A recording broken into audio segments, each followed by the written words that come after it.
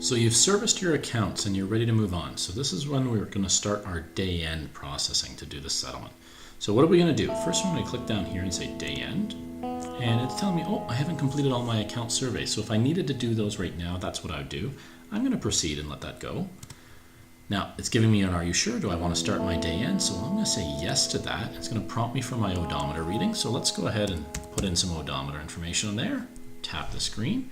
And up at the top of there, it's going to tell us, hey, what do we want to do? So it's prompting me, if I tap on expense, I can enter a new expense where I'm going to say, well, let's say I spent $20 on fuel. So let's put in our $20. Save and continue. I could print any of these if I needed to.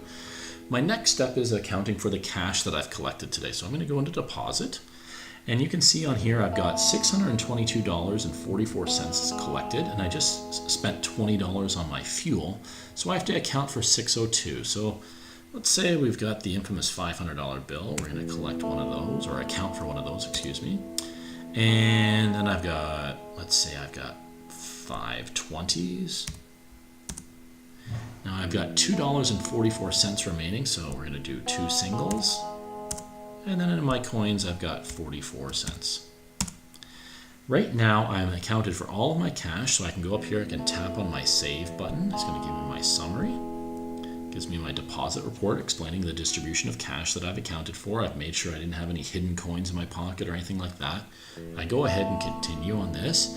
Now the last one is our truck stock. So when I go into truck stock, I've got, this is kind of a polarizing setting. I'm either doing a blind count or a prompted count. And I've got this set up to do a prompted count. So if I choose my first item on here, I've got $29.52, and let's say I actually only count $29.50 on here. And then my next item, it's set up, so it's a split item. It's got cases and eaches. It shows I've got 450 cases on here. Well, let's say we get 449, and then 6 eaches because we split a 12-pack on there.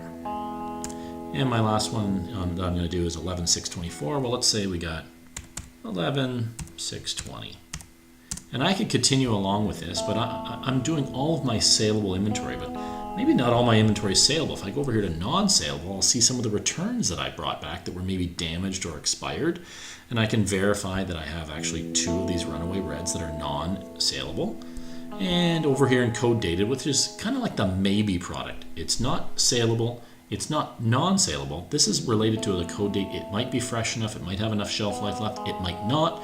But we've got this in here into the maybe category. It's going to be validated in the warehouse to make sure. It would be similar if I had any empties. Now, I didn't do any today, so we're just going to go back to our saleable here. I'm going to select post to say, yes, I'm done with this. It gives me my verification on here. I'm going to tap on my continue. And I've now completed. I've accounted for my expenses, dollars. I've done everything I need to do with verifying my truck inventory. So I'm going to go ahead and continue on here. It's going to generate my day end reports. Now it's a summary of all the invoices, orders, surveys, pictures, payment collections. All that fun stuff that I've done throughout the day is now resubmitted up, and it's preparing to do an upload and a download to make sure everything's current and up to date. And then I proceed and I am done. So that is the end of our day end settlement. Thank you very much.